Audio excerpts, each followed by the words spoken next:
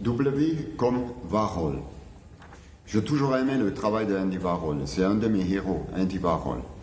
J'ai découvert dans les années 70, je pense, quand j'étais à Zurich pendant mes études, une exposition au Kunsthaus Zurich. Et il y avait un tableau qui s'appelait 129 Die in Air Crash. Et Jet Air Crash. Et c'était tout simplement une sérigraphie d'une couverture d'un journal américain avec une image et un titre dessus.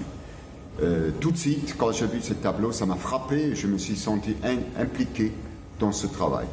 J'aimais la simplicité, la force, la simplicité, la réduction et aussi le côté surface de cette proposition. Je me sentais impliqué immédiatement dans ce travail.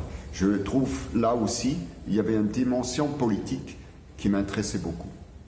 C'est pour ça que Andy Warhol était quelqu'un qui m'intéressait toujours.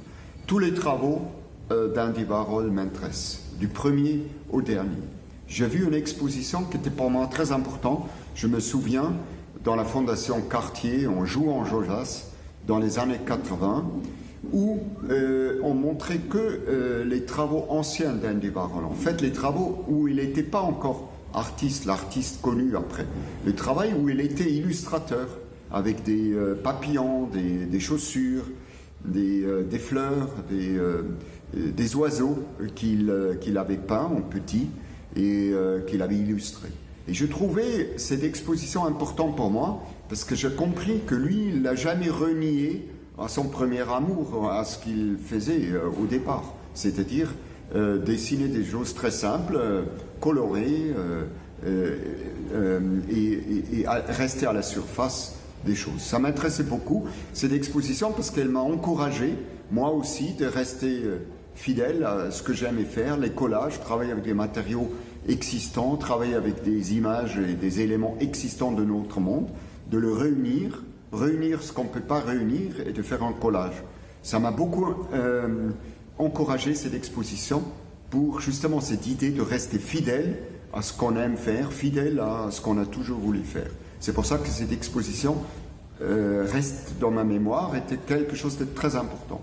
L'œuvre d'Andy Warhol aussi, ce qui me plaît, c'est qu'il avait rencontré un vrai public, même un public en dehors, tout simplement du public de l'art qui s'intéresse à l'art. C'est ça que je trouve étonnant et aussi fort dans son travail, que lui, il a pu casser un peu les barrières entre les musées et entre un travail d'artiste.